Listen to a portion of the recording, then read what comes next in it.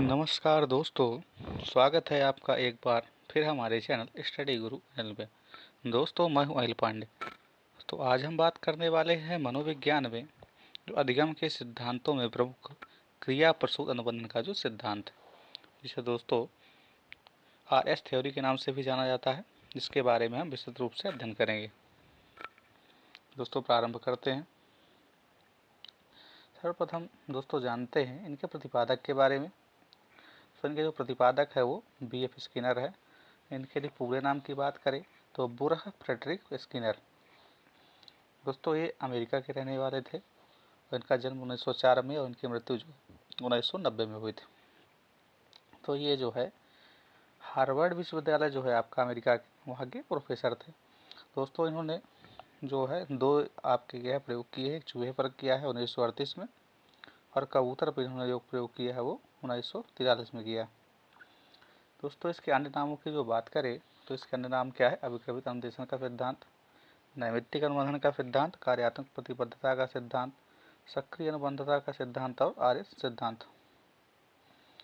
इस प्रकार दोस्तों आगे बढ़ते हैं विशिष्ट क्रम पे। इनका जो दोस्तों प्रयोग है आपका किसके ऊपर है दोस्तों? चूहे के ऊपर और कबूतर को प्रयोग किया। तो चूहे के ऊपर जो प्रयोग किया उसको हम जानने की कोशिश करते हैं चित्र के माध्यम से। तो क्या होता है, ये मान लीजिए आपका एक पिंजड़ा, तो क्या है स्किनर बॉक्स के नाम से इसका नाम दिया गया है, जो बाद में स्किनर बॉक्स दिया गया इसका नाम। दोस्तों, यहाँ पर क्या करते हैं, एक चूहे को बंद कर देते हैं। चूहे को यहाँ पर क्या है बंद कर देते हैं। मान लीजिए चूहा है आपका। यहाँ दोस्तों एक क्या है लगा हुआ है, आपकी बटन लगी हुई है। तो क्या होता है दोस्तों, चूहे को भूख लगती है तो चूहा क्या यहाँ से वहाँ घूमता है आपका। मान लीजिए यहाँ जाता है, इधर से घूमता है और गलती से आपका क्या है इस पर बटन पे पायलट का लगता है। तो दोस्तों बटन पे आपका जो लगी हुई है, इस पर क्या होता है, इसके माध्यम से पायलट लगने पर आपका जो भोजन है ऊपर आ जाता है, और ये क्या है भोजन को दोस्तों ये ऊपर आने पर इसको खा लेता है। इस प्रकार दोस्तों क्या होता है, जब जब इस चूहे को भूख लगती है इसी प्रकार की क्रिया करता है। अर्थात जो भोजन है आपका उसको दोस्तों क्या करेंगे, उसको आप मानेंगे उद्दीपक मानेंगे। भोजन क्या है, भोजन आपका जो हो गया दोस्तों क्या है, उद्दीपक। क्या है, उद्दीपक। और जो आपका ये है आपका चूहा के जो कार्य किया जा रहा है वो क्या दोस्तों, उसको अनक्रिया बोलते हैं। तो भोजन हो गया आपका स्मूलर, और जो आपका खाना हो गया आपका क्या है, ये स्मूलर अर्थात रिस्पॉन्स। इसलिए दोस्तों क्या है, इसको RS थ्योरी कहा जाता है। अर्थात जैसे जैसे हम किसी क्रिया को करते हैं और क्रिया को करने पर यदि क्या है हमें पुनर्बल प्राप्त होता है। पुनर्बल अर्थात जैसे हमने कोई अच्छा कार्य किया, अर्थात हमने क्लास में जैसे अव्वल आए, क्या हम तो कोई व्यक्ति है वो क्या है मान लीजिए क्लास पहले स्थान आया। पहले स्थान आने पर क्या है उसके जो घर वाले माता पिता इत्यादि हैं वो दोस्तों क्या है उनको इनाम के तौर पर क्या यहाँ पर दोस्तों उनको दिया, कुछ गिफ्ट किया, मान लीजिए बाइक दी या कुछ गिफ्ट किया।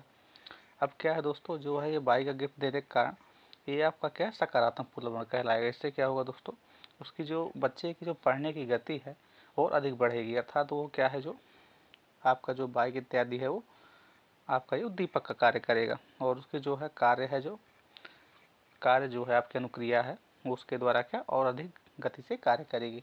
दोस्तों, जो भी ये होता है आपकी जो क्रिया है, ये बताना चाहते हैं कि पहले व्यक्ति क्या अनुक्रिया करता है, तो अनुक्रिया करने के पश्चात उसको क्या है जो स्मूल अर्थात जो आपको उद्दीपक मिलता है। उद्दीपक मिलने के कारण क्या है उसकी गति में परिवर्तन होता है। अर्थात यदि सकारात्मक पुनर्बल मिलेगा तो उसके कार्य में वृद्धि हो जाएगी, और यदि किसी कार्य में नकारात्मक पुनर्बल मिलेगा तो क्या है आपकी गति में जो है मंद पड़ जाएगी गति। दोस्तों इसी को जानने का प्रयास करते हैं। तो क्या बताते हैं दोस्तों, चूहे को बॉक्स में बंद कर देते हैं। चूहा क्या दोस्तों भूख लगने पर इधर घूमने लगता है। उस बॉक्स में दोस्तों एक लीवर अर्थात बटन लगी हुई है। क्या होता है, लीवर दबने पर एक छिद्र के माध्यम से खाना ऊपर आ जाता है। तो क्या होता है, चूहा घूमने लगता है वहाँ, तो घूमने से क्या गलती से पैर लग जाता है और खाना मिल जाता है। खाना मिल जाने पर चूहा पुनः भूख लगने पर क्या उसी क्रिया को दोहराता है। अर्थात चूहे को दोस्तों यह जानकारी हो जाती है यदि मैं एक ऐसी क्रिया करूँगा तो मुझको क्या भोजन की प्राप्ति होगी, तथा अनुक्रिया पहले करता है और जब भोजन की प्राप्ति इत्यादि क्या है बाद में होती है। दोस्तों से क्या सिद्ध होता है, इसी क्रिया को क्रिया प्रस्तुत अनुबंधन का नाम दिया गया है।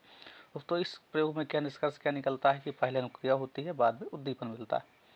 उद्दीपक सकारात्मक पुनर्बल का कार्य करता है, जैसे पुनर्बल मिलता है वैसे वैसे अनुक्रिया में गति होती है। जैसे दोस्तों हमने आपको बताया था कि इस सकारात्मक अर्थात पुनर्बल, जैसे किसी व्यक्ति की अच्छे कार्य करने की प्रशंसा कर दी जाए तो क्या है, गति उसकी अधिक बढ़ जाएगी, अर्थात वो कार्य को और अच्छे से करेगा। और यदि कहीं वो गलत कार्य कर रहा है तो उसको डाटा देना इत्यादि के द्वारा क्या उसको उसकी क्रिया में जो है मंदता अर्थात उस क्रिया को रोका जा सकता है, तो नकारात्मक पुनर्बल हो जाएगा। इसलिए दोस्तों सिद्धांत को क्या है, आर्य सिद्धांत व क्रिया प्रस्तुत अनुबंधन का नाम भी दिया गया। दोस्तों ऐसा हमने बताया आपको, पुनर्बलन जो है दो प्रकार का होता है, एक सकारात्मक पुनर्बलन है, एक नकारात्मक पुनर्बलन। दोस्तों सकारात्मक पुनर्बलन जैसे क्या है, भोजन पानी प्रशंसा, जैसे किसी व्यक्ति ने क्लास से फर्स्ट लिया या था, किसने कोई कार्य अच्छा किया, उसको प्रशंसा इत्यादि करके हम क्या उसकी क्रिया है जो उसके द्वारा कार्य किया जा रहा है उसकी गति में हम परिवर्तन करके उसे और अधिक गति से करने के लिए क्या उत्साहित कर सकते हैं।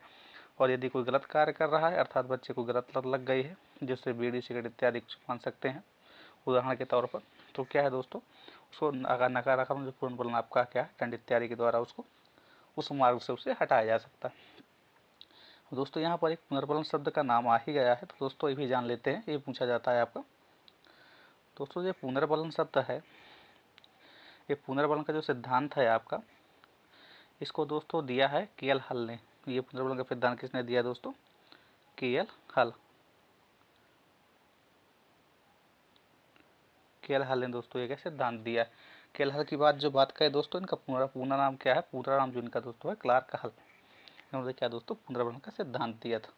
और दोस्तों जो इसमें सिद्धांत है आपका बी.एफ. स्किनर का क्रिया प्रस्तुत अनुबंधन का सिद्धांत, इसमें दोस्तों क्या है अत्यधिक जो बल दिया गया है आपका किस पे, पुनर्बल पर ही दिया गया।